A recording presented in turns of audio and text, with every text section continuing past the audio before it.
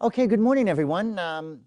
Welcome to today's session, Our Region Matters. This is the third session that we've been having. We held one for the Saint John, one for, Quispam Sis, and today we are joined by Nancy Grant and Liz Kramer from Rothesay. My name is David Duplisea. I'm the CEO of the Saint John Region Chamber of Commerce, and it's my pleasure to welcome everyone here this afternoon. I'd first like to thank our sponsor and chamber member, Encore Global, for their support for this election series. They've helped us and they've advised us on technology and best practices in order to create this production, and we're very grateful for all of their help with Peter and his team. I'd like to also personally welcome a couple of people that we have online. First is welcome to Wayne Long, the MP for our region. Thank you for joining us. And I see the second person just fell off, so we'll wait for just a moment. Now, I've heard from many stakeholders and members, and they're all commenting that this election is probably one of the most important that we've had in years. And that's not to say that they're not all important. But I do believe that the financial and the economic situation, combined with the pandemic, and finally the political and social landscapes that we're living within, have all created a really critical situation.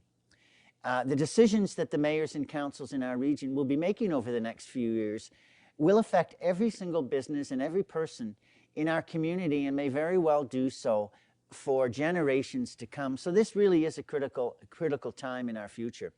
So I want to thank each of the candidates here for offering their candidates, and thank you for your offers to serve the public. And thank you finally for taking the time to speak to us. I know you're very, very busy, so we appreciate the time. Now, as we continue, I have a couple of housekeeping items. First, I ask that any viewers click on your mute button to minimize any background noise. Second, there is an opportunity to ask questions at the end if time permits. Just simply use your chat button.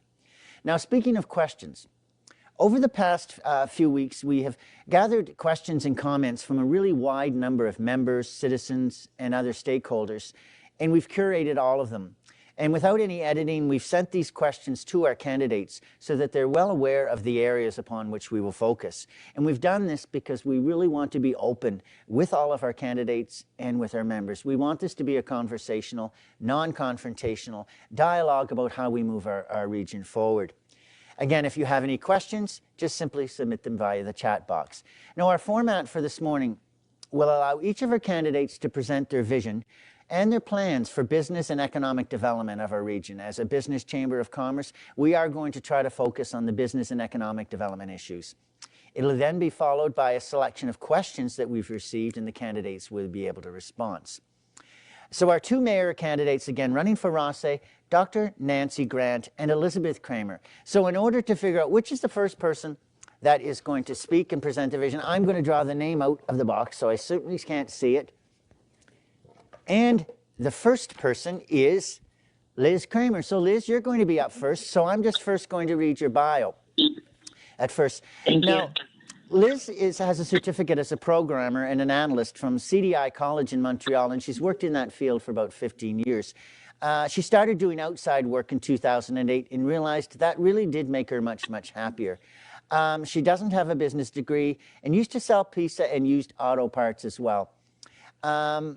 Coming from Liz, it's I tell you what I do through common sense. And that's not too common these days. So that's a quote from Liz. Liz enjoys fishing for 4 years. As it's seasonal work, she enjoys everything outdoors, soaking up the beautiful, giving sun, hunting and exploring nature's vast wonders. Most of the volunteer work that Liz does is with the people that she knows and those who need help with one thing or another, friends, neighbors, and strangers alike.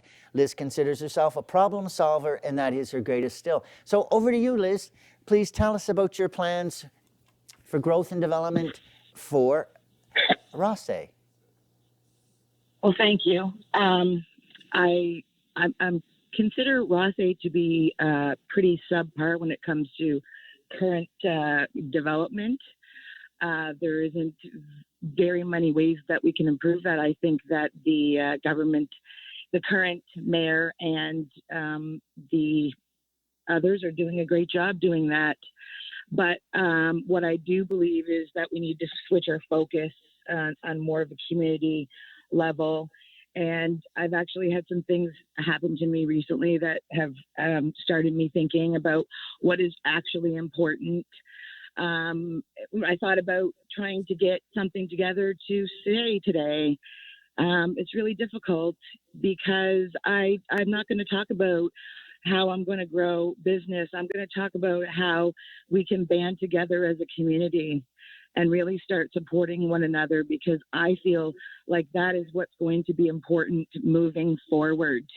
It doesn't matter whether you have a little money, a lot of money, or a whole lot of money. Everybody is going to be hurting in the coming time. Like, if you can't notice the trend already, we're not really heading to a good place, and there doesn't appear to be any end to it anytime soon.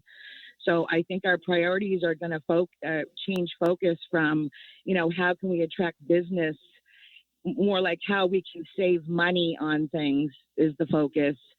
And then how we can put that back into our community in more constructive ways, like sustainability, as in food supply and things, because we don't really have much of that going on. We have a beautiful town, but we don't do much for keeping ourselves living. So I would like to focus on things that can really benefit the community, like gardening for food and other sustainable items that will keep us independent of system and regionalization. Thank you. Thank you. Thank you so much, Liz. I'm hearing you're looking for a kinder and gentler way of moving forward, one that is a little more inclusive and perhaps pays more attention to our wellness. All of that very, very critical. Our next speaker will be Dr. Nancy Grant.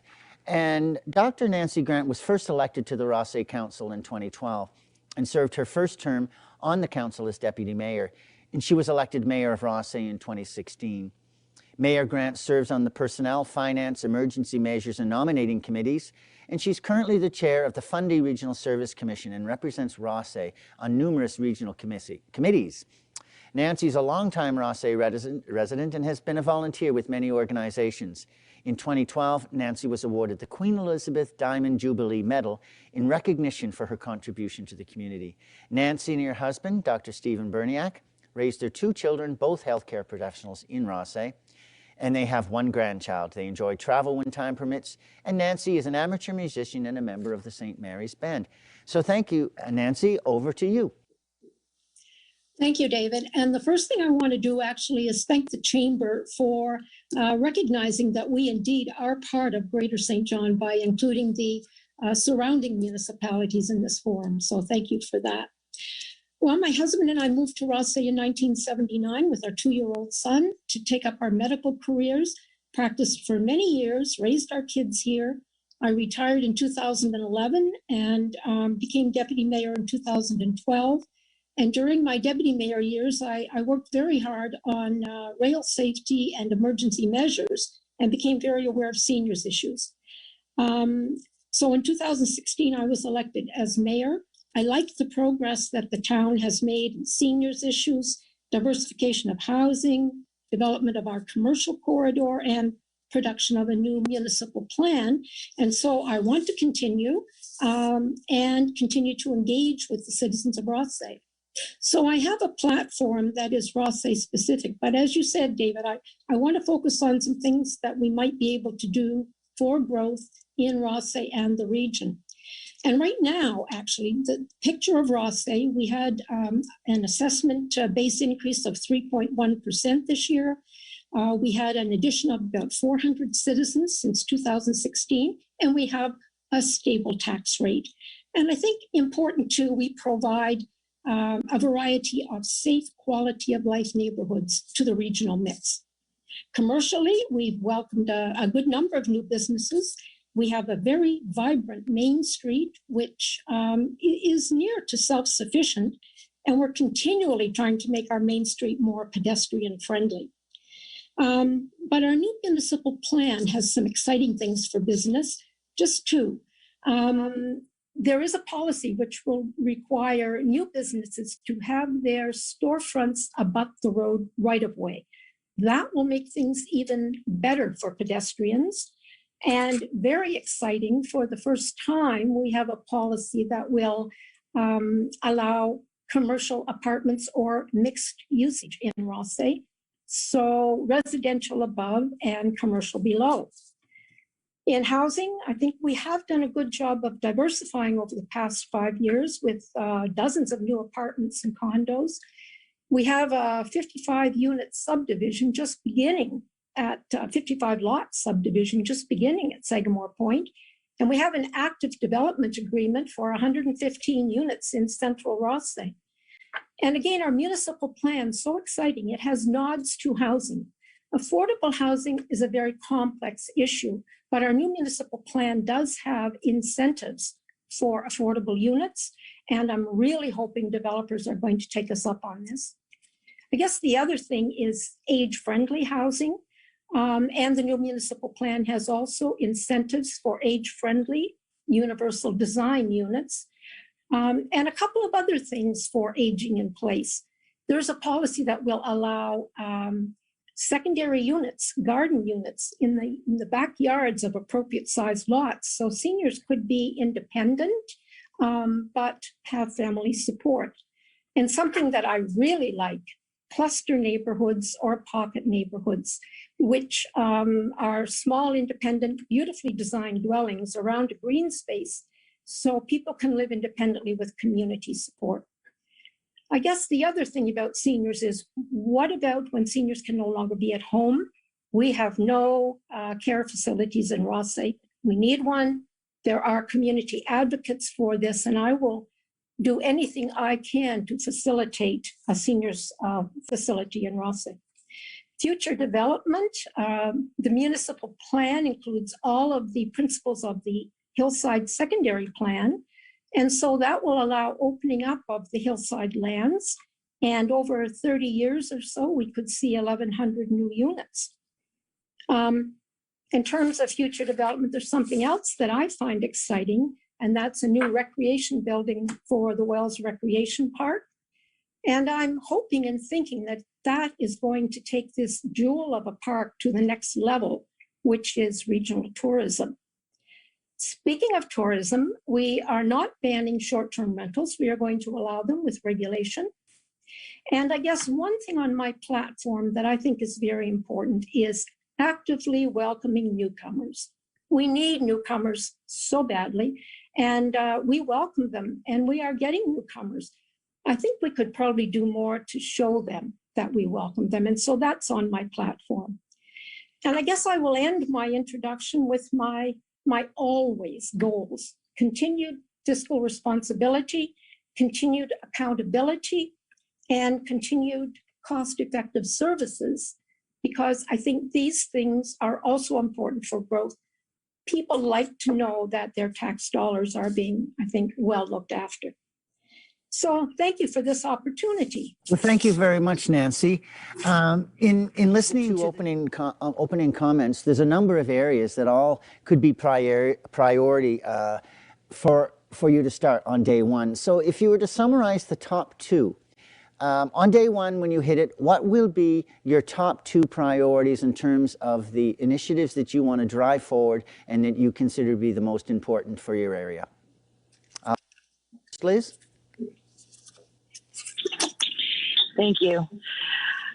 I would really like to work on putting money into actual things that will benefit the working class people, because, I mean, we know that seniors don't bring prosperity to a region.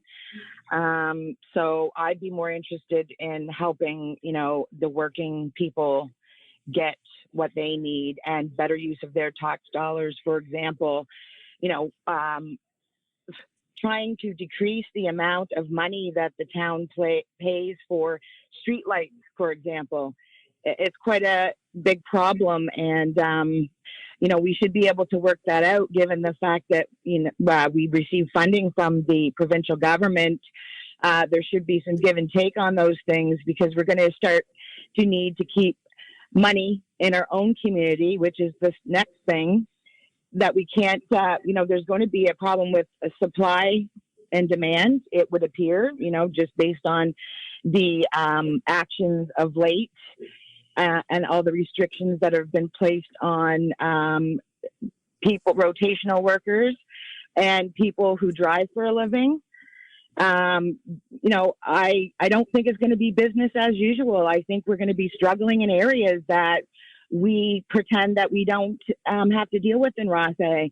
And we have a lot more people struggling than we need senior home. In fact, judging by the experience that I've had with my own mother living in a senior facility over the past 3 years, and what's happened during the pandemic and all the ridiculous restrictions that ensue, and the way that people have been kept from their families and loved ones, and they've been dying alone and suffering in silence, and the news doesn't talk about it because it's not the popular subject, and everybody pretends that we're going to be okay just by economic prosperity and doing things for seniors. But it's not like that anymore. We have to start a new way. We have to count on each other, and we have to provide sustainable ways within our community and the surrounding communities to supply the things that we need and work together on a future. It's now more important than ever to rely on your neighbor and talk to your neighbors and hug your neighbors and love people again.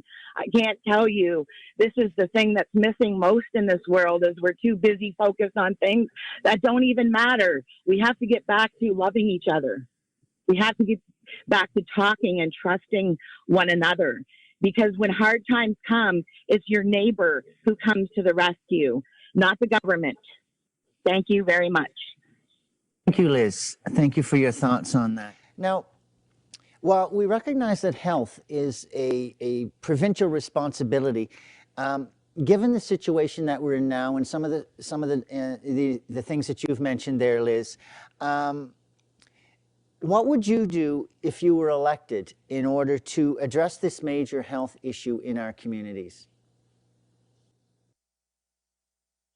Can I ask you which health issue you're referring to, please, sir? Just the mental health, and particularly suicides in our province. Thank you. That is a very good question, actually. And this problem had started even prior to the pandemic, but has actually, exploded, shall we say. And I know that, the municipal government has very limited power because they must answer to the higher levels of government if they want to continue getting funding and whatnot.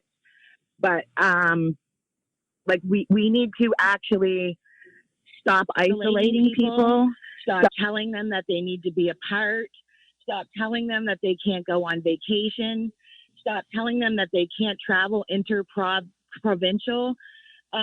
All these elements that would make life better are the ones that would let us achieve our freedoms again, namely the freedoms that are set forth in the Charter of Rights and Freedoms, which the common person has seemed to either A, not even knew that they had before, or B, laid it to the wayside in favor of fear of a protection of a virus that's highly inflated.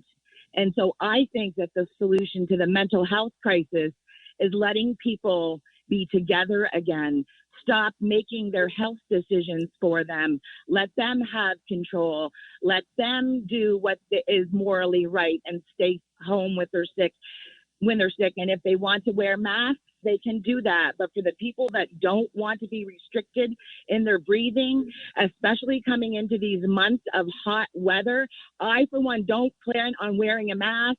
I'm not really caring about what phase, color.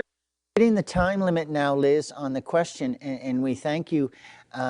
We understand your thoughts on increasing the help for mental health within our communities, and thank you for that.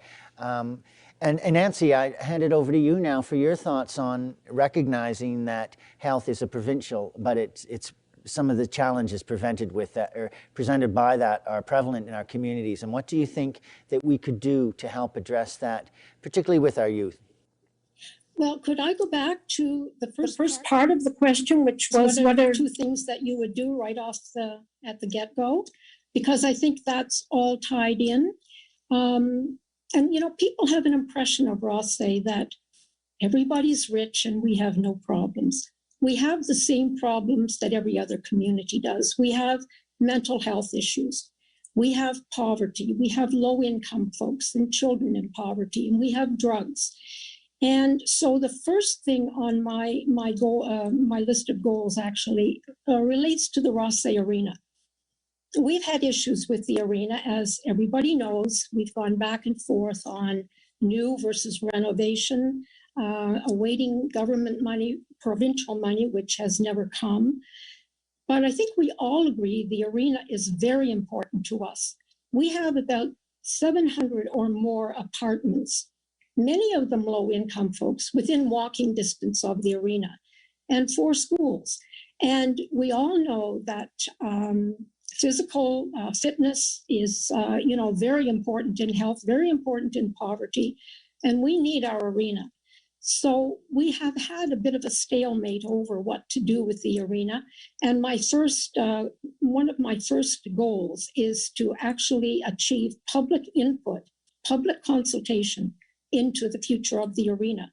We've commenced renovations. It has cost phase 1 twice what it was estimated to cost. And what does the public want us to do? Because I think it is very important. Physical activity is so important, especially for people, youth with mental health problems and people who are of low income, and other outdoor facilities as well. In terms of sustainability and climate and our propensity for flooding, I guess the other 2 things that are really important to me are completely dealing with climate change to the extent that the ACAP plan has put forward to us, and completing a new wastewater treatment plant. The wastewater treatment plant, we are very hopeful of achieving funding from the other levels very shortly. And that is so important to the environment. We have 2 lagoons, biologic treatment in 2 lagoons. And we know what happened in 2018 and 19. The lagoons flooded, unfortunately contaminated the river. So we have done all the infrastructure necessary to take all the wastewater from town right to the site of the new plant at Sagamore Point. And so we are very hopeful that we are going to get the funding for the design of that plant, and we need to see that one through. Climate is very important to us. We have 15 kilometers of riverfront and 5 flood-prone neighborhoods. So I think working on that is very important. And further in sort of the realm of health, which of course is a provincial responsibility, and we obey the directives of the Department of Health. We have had a very robust COVID operational plan here at the town. We initially had some folks working from home just because we have space issues here at Town Hall, but everybody is back now, and the operations of the town have gone on, as far as I can see, completely normally. We have had no one become ill, and we have not had layoffs, and so we're very, very pleased about that. But other things, mental health, for example, there are some things that the municipalities can do. We have a youth center here in the Kennebecasis Valley. Both Rothesay and Quispam's is supported. It's called Oasis, and they are doing a lot to begin to deal with this mental health issue in youth on a preventative level. And we do donate to that. Both towns donate to that. We in Rothesay have had some conversation with the Maddie Murphy Foundation. And some of you may have noticed that last year some new signs went up around town, 6 of them, with the suicide crisis line on them. So the signs produced by the Maddie Murphy Foundation and installed by Rothesay. Another thing is, during the pandemic it has become worse, but isolation of seniors at home but alone. And so what we have done in Rothesay is we have achieved age-friendly designation as a community. And in May of 2019, we opened the Rothesay High Age-Friendly Community Center. And that has been a boon for seniors in terms of socialization. Physical activity and socialization are things that they really want. Unfortunately, we had to close last spring because of COVID, but we are now reopened with some restrictions and really looking forward to the time when we can fully open. We're planning some outdoor programs this summer and some outdoor intergenerational things with the schools that are very near to us. And I think this is an excellent thing for the mental health of seniors. The other thing that we do is a speakers series, spring and fall. Used to be just in the spring, but now it's both. And in the last two series, we have had people come to discuss mental health issues, psychologists, counselors. And so, I think while health is certainly not our primary role, and we do obey the directives of the province, there are some things that we can do that do not cost a lot of money, but things that can be helpful to the community in general. And I've noticed you mentioned Oasis. Oasis is a great chamber member, and they've won an award from the Chamber of Commerce for the wonderful work that they do in the community. That's an example of how communities can help work with the vulnerable and the youth in our region, particularly to help to alleviate some of that stress and the mental anxiety there. My next question is, that the growth plans for our region are to have, about 2,000 people per year come to our region. That is going to create somewhat of a strain, perhaps, on the infrastructures in some of our outlying communities, because we know that the people will settle not only in Saint John, but throughout it as well. So given that we have, hopefully, 2,000 people a year for up to 20 years coming, and you mentioned, Nancy, the wastewater treatment plant, which is a great example of infrastructure enhancements in line with growth plans. So I'm going to start with you, Liz, and just say, what other infrastructure enhancements and upgrades do you think that will need priority from your community in order to accommodate perhaps the population growth that our region needs in order to be sustainable?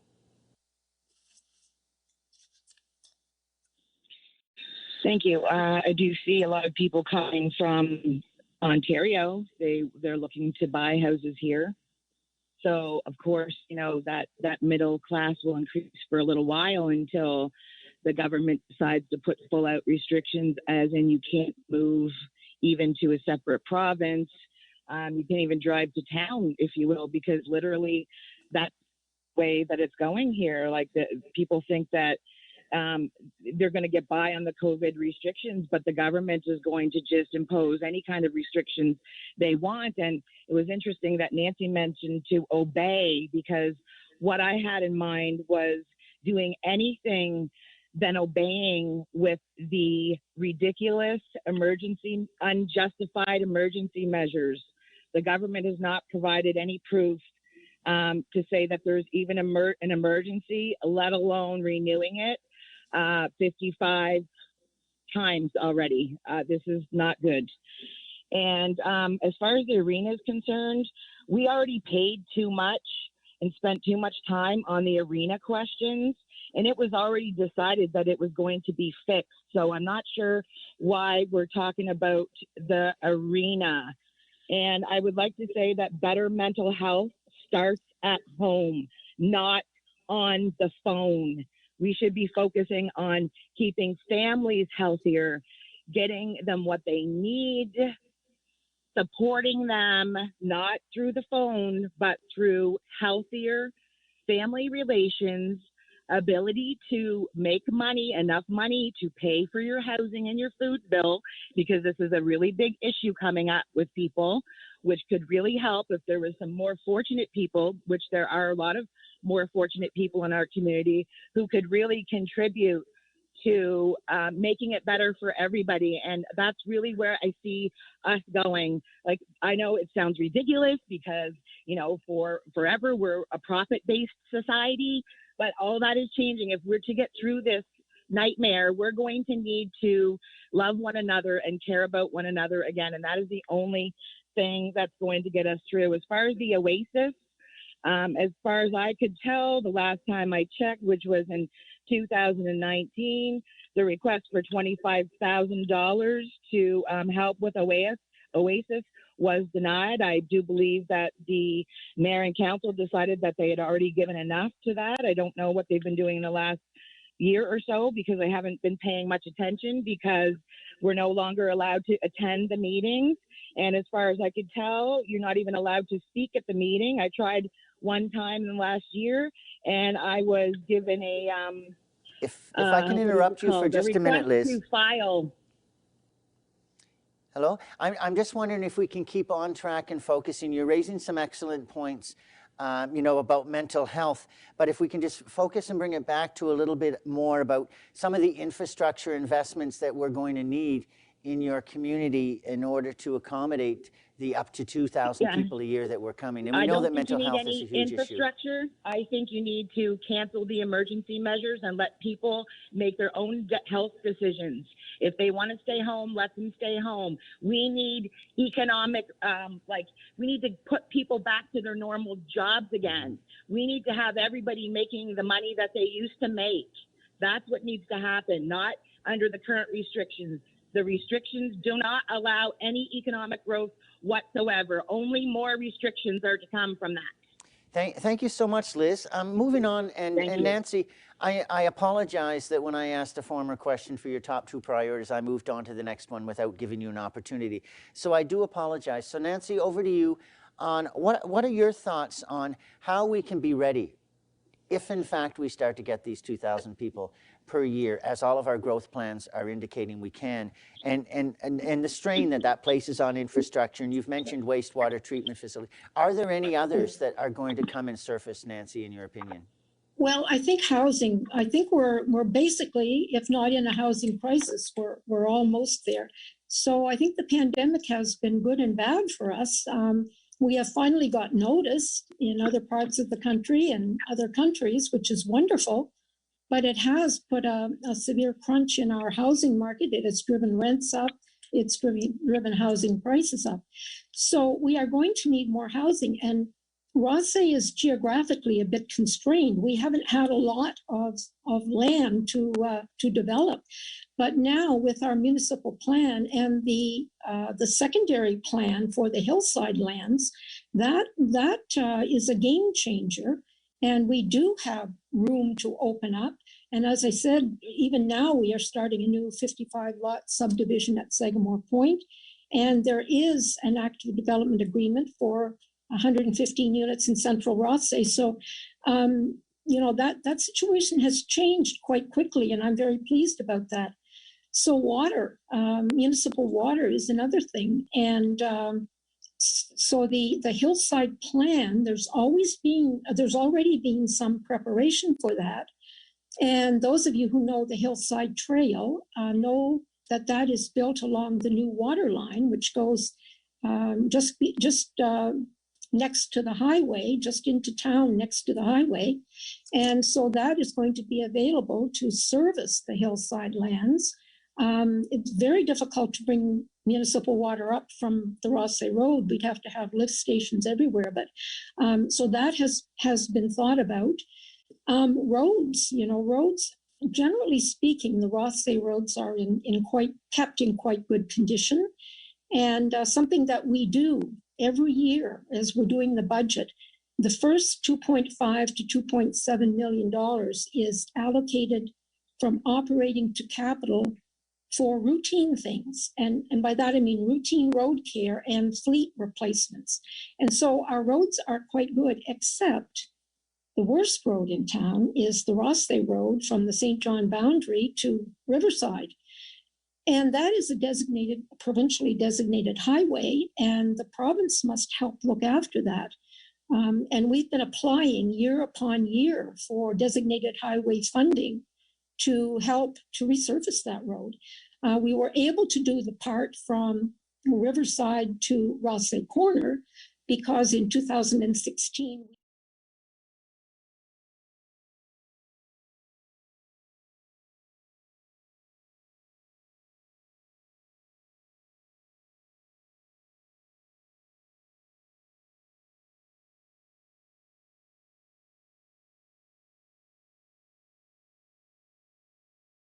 here want quality of life. And so I mentioned the arena, but we've been working hard on trails as well. So the Hillside Trail is very popular. This year, for the first time, we groomed it for skiing, although it wasn't a great winter for that. The Wells Trail actually is quite spectacular. And I think the new building there, the trailhead building, the trail is going to go right through it. I think that is going to take that to another level. We've done 2 new ball fields over there, and a dog park. And of course, our upgrade to the Rothesay Common, which is free and available to everybody. We totally subsidize that. And people from any part of the region are welcome to come and use the rink on the Rothesay Common, the basketball courts, or whatever. So I think we're thinking of those things. In terms of wastewater, yes, our new wastewater treatment plant, we're hoping to get started on, and that will take us years into the future and give us an effluent that will much more than meet the new standards that were announced. I think it was December 2020. It'll be a tertiary treatment, so there will be UV sterilization at the end, and we will have a very high quality effluent going into the river. Thank you, Nancy. The next question I'm going to ask has to do with conditional grants. Now, as we know, the province has a formula where they calculate conditional grants, you know, and there's variables like population and tax rates and things like that. Tax rates and tax reform is a huge issue in our area. Are you satisfied with the way that the government calculates the conditional grants and the Rothesay allocation of that funding? Are you supportive of that, or do you believe you need more, you need less, or you're not happy with the way it's calculated? And I'll ask Nancy this one first. I asked Liz the last time. So Nancy, over to you. Had issues for years with this unconditional grant. So it used to be called the unconditional grant. It now has 2 parts. There's a core component, which I think, I'm not sure what it's called now, what the name of the week is. And the other component is the equalization component. And the core component is all that Rothesay gets. And that is calculated the same for everybody. So on your non-residential taxes, the taxes on commercial go to the province, but we get back 16 cents per $100 of that tax. And that constitutes the core component. So Rothesay sends to the province in commercial taxes about $1.5 to $2 million a year. And what we get back is $110,000 core component. We get no equalization. So we send off up to $2 million, we get back $110,000. I've never understood where our $2 million goes. I would like to know where our $2 million goes every year. But you know, it seems very, very unfair. St. John gets about $17 to $18 million, I think half from the core component, because they have a lot more commercial, and half from equalization. And we get nothing from equalization for at least the past 5 years. So yes, no, I'm not happy with that. And I'm really hoping that the tax reform is going to do something to rectify that situation. Very good. Tax reform, as we know, is top of mind in the entire region, not only with Rothesay, with everyone. So Liz, I'd like to ask you, what are your thoughts on that in terms of the allocation and the money that comes back from the province based on your tax contribution and what portion comes back? How do you feel about that, Liz? Would you lobby for more? Well, I would particularly be very popular with the government, the provincial and federal government. So I would imagine that you know, if I had the huge responsibility of dealing with these issues, I think I would have a lot of trouble in that regard. And that is why I think we're heading for a lot of trouble in that regard. I think the government funding will be dependent on your ability to obey in the future. And so I do anything but obey. I usually go with common sense. And so, unfortunately, that's not the answer that people want to hear, but I already know I would have a very difficult time. Yes, should the government give us more money? Probably, but it's because we have so many people with high-end housing arrangements and salaries that our area is considered, as you know, the most prosperous neighborhood in all of New Brunswick. So it only stands to reason that we would be getting lesser piece of the pie than, let's say, poor communities. And I did have a comment about the wastewater lagoon. We have been taking the wastewater from other communities for a very long time. A wastewater treatment facility or improvements thereof should have been long thought of. I mean, every year when the flooding comes, except for this year because it wasn't bad, the lagoon is always overflowing. So that's not a new issue. That should have been dealt with prior years ago. And I live in that very community, so I'm aware of what's going on down there pretty well. And it needed to happen a long time ago. And I, too, would support that endeavor. That needed to be done a long time ago. And we're talking about plots of land down in Sagamore Point. I would just like our listeners to think about how much they think a plot of land in Sagamore Point is actually worth, and if that's a feasible choice for people moving to the area, given the fact that the lumber prices have nearly tripled. So I don't really see people building too many houses except for, again, the super wealthy. And as far as the recreation is concerned, we do have beautiful recreation opportunities, and we should be working on maintaining those facilities, not necessarily making new ones, because we have all of what we can do right now with the workforce that we're currently paying for in the community. Thank you, Liz. The next question is a little bit more specific, and we've had requests to find your views on the airport. We know there has been discussion for decades and decades around the concept of a central airport, where it would be located. Would it be in Sussex? Would it be in Moncton? But when it all comes down at the end of the day, there's been huge infrastructure investments in the 3 regional airports already. And when I say regional, I mean Moncton, Fredericton, and Saint John. Those airports combined contribute about over $700 million in economic activity to our regions.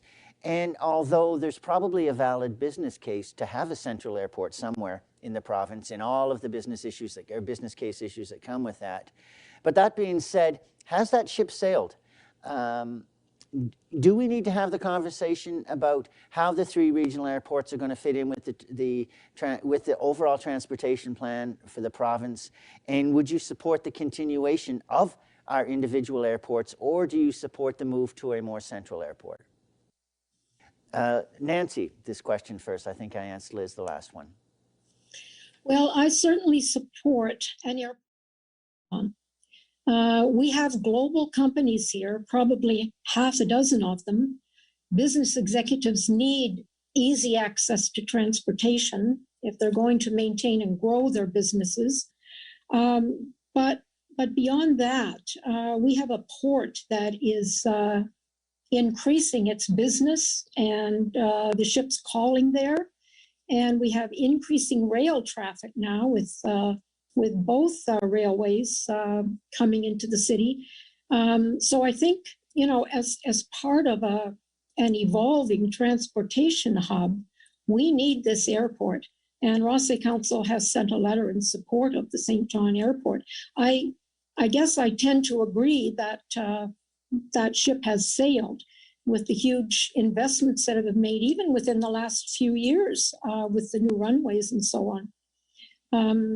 And I guess I do feel we need the airport, and I would think that hopefully that's going to be a goal of our new economic development agency to work on that issue and do their best to see that we can keep our airport. Thank you, Nancy. Now, Liz, what are your thoughts on the Saint John Airport? Thank you. I really don't see much success with the airport due to, the travel restrictions. And again, that situation doesn't seem to be getting any better. So there's not a lot of people going on vacation. And if they're willing enough to stay in COVID hotels or get jabbed with some unknown chemicals, they certainly can go on vacation. But I believe the majority aren't going to be offered and extended the same courtesy. So I guess we need to ask ourselves where the money is coming from to keep it feasible to have that place open. And it would appear like it would need to be government controlled, which lends itself to a regionalization plan. Of course, now we'll probably have an airport in Fredericton because nobody can afford to have an airport in Saint John. And then, of course, the government will probably take control of that. And then, of course, the government will use that airport to do its bidding and to allow people to come in to our city as they please, which is also another problem given the promises of more restrictions in the future. So I'm really worried about that, actually. But again, nobody has any money to make it happen except the super rich. So I don't see any improvement in that situation coming in anytime soon. Thank you, Liz. We are getting close to the time. It is getting close to 2 o'clock now. So I am going to close with a question that has been on the topic of everybody's minds, and it generated quite the discussion with Quispamsis this morning. And it's over the topic of regionalization / amalgamation, however you want to define it. Amalgamation tends to do all or nothing, whereas regionalization can break up some of the components into areas that could probably be enhanced through some kind of a leveraging. So I'm going to ask you first, Nancy, what are your thoughts on regionalization of services amongst all of our communities? Amalgamation. Okay, first, amalgamation, and I think most folks know I do not support amalgamation. I think bigger is necessarily better. An area can become so large that it becomes unmanageable, and I think, people in Saint John cite Saint John as an example. And, if you look at the Green Paper on governance reform, you'll see that one of the pillars, one of the principles, in addition to equal opportunity, is that communities be allowed to keep their sense of place and their identity and their sense in history. And I think that's really important to most communities. Regionalization, of course, is a whole different issue. And yes, I would support regionalization, provided that it is truly collaboration with the benefit of all in mind and not just one partner. And I think, if I'm not quoting from the first policy in our new municipal plan, I'm very close to quoting. Rothesay supports collaboration as long as there is also benefit to Rothesay and we maintain our autonomy. Now, the problem has been that all of the discussions so far have been centered simply around dollars to be sent to Saint John, just paying more for services in some other municipality. And I'll just give you a couple of examples. The Regional Management Task Force, we had hoped to discuss issues there like regional EMO, bulk purchasing, that kind of thing, regional flood management. The only thing that was ever discussed was the outlying communities paying for St. John's Arena costs. Now, what that would have meant was Rothesay paying an extra $80,000 a year into a pot, besides paying the deficit on our own arena, which is about $80,000. Then the next issue was the suggested regional levy. And what that did was ask us to pay $1 million a year from Rothesay taxes to support road care in St. John. That was supposed to be supported by the Gardner-Pinfold report, which was a benchmarking study and showed that St. John had higher fire and police costs than any of the other benchmarked municipalities, and the road care was very much higher. And that was the reason given why we should support. Two things. St. John gets $18 million a year to be a regional hub. And secondly, the Gardner-Pinfold report looked only at expenses. It did not even look at revenues to support the regional hub. So the conversation has all been about giving dollars to Saint John to support more expensive services there. We need true collaboration, true input from everybody, and we need to be looking at cost effectiveness. And I guess that's what Rothesay is all about. If we can find ways to provide more cost-effective services, then hey, we're all for that. The discussion also has not even entered the realm of service levels. So suppose we sent an extra $1 million a year to Rothesay, to Saint John to help with their roads. What does that do to our service level? I guess the other one was mentioned by Mel Vincent yesterday when he talked about the new ladder truck. Yes, a new ladder truck is on the KV fire fleet replacement list, right? And Mel said, well, we have one, but how does that affect service level with a ladder truck in Saint John? And we're out here. So nobody has even talked about service levels yet. And I think what we need to do is we need to start with data. And I'm all for this, for talking collaboration, for working together, but we need to start with data. And I think we need to start with true benchmarking. So let's see what services are provided in each municipality, the LSDs too, because I don't think people understand what services are provided in the LSDs and how they're paid for. So let's start by true benchmarking. Let's look at the services that are provided. What are these services costing? What are the revenues that are paying for them?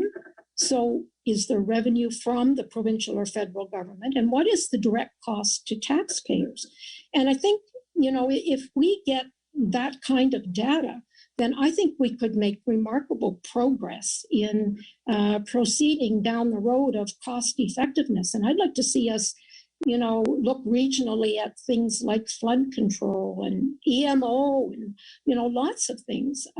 But I don't think that we have the data to do it fairly. And I think the conversation hasn't gotten us there yet, because we also need to talk about service levels.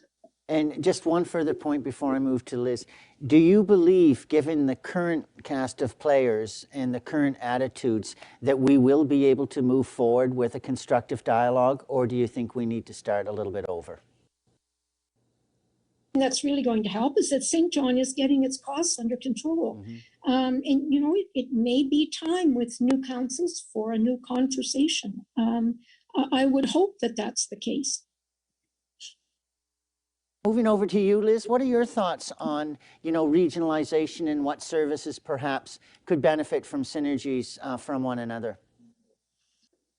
Like I talked about before, coming together to reach a common goal, as opposed to the government dictating that we're going to now regionalize things and share the cost on everything. We should be working together to already do that at a human level, not that the government needs to tell us that, because as far as I can tell, regionalization means more government control and less community control, and that is not what I want, and I don't think the most of my community wants that either, because we know that that is the ultimate goal of the globalist agenda, is to make everybody be in the same community and not have housing choices and not be able to go anywhere. So we really need to be preparing for that. And also we can maybe, to improve things for low-income families. Of course, I know this has been talked about, but no serious work has been done on eliminating the double taxation, so landlords can, in fact, translate those savings to their tenants. Because I don't think there's going to be much of any people building houses again with triple the price of lumber, except the super rich. So the poor people remain to get poorer because COVID is affecting their bottom line, and they're going to need to have some real solutions. But there is going to be some housing coming available, because I really believe that the citizenry of the retired are on a decline, according to what I've seen in the last few months. Those are the people that are leaving us soon. So I don't think we'll be having struggles with housing seniors in the near future. I think pretty soon we will not have too many seniors to need care anymore, given the current restrictions and how everybody feels about their life right now.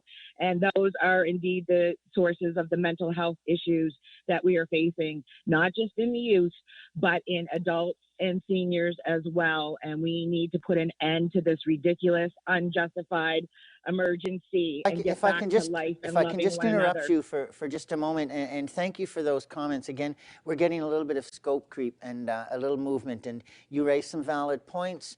Again, a little off topic from infrastructure, but before we close, I do have to acknowledge that I've received a lot of comments coming through here, and some of them are expressed as questions and some of them are not. However, I would like to say that this is not a dialogue about vaccinations and whether vaccinations are safe or if they're not safe. And a number of people have jumped in and said that the vaccines are safe and that we need people to get vaccinated and pay attention to safe rules. So those comments have come through online to me. My intention was not to turn this into a vaccination COVID type of discussion, but I did want to acknowledge the people that sent in and express their displeasure over some of the wording. As we close now, I would like to thank the both of you. Thank you so much, Nancy, and thank you, Liz, as well. I know that, Liz, you're having some challenges personally with what's going on, and we wish you the best in those endeavors as well, and sending you lots of positive energy to help you through these difficult times. And thank you as well, Nancy, for taking the time out of your schedule and researching and answering your questions. On behalf of the members of the Chamber of Commerce, our stakeholders in all of our communities, I thank all of you. And I thank everyone for attending. As we said, we have multiple platforms. So there's just on this one alone, I think we had 20 or 21. Other ones we had 20 and 22. So there's been a number of people watching, and I thank you for that. So once again, everyone, have a great day. Stay safe and well, and thank you from the Chamber.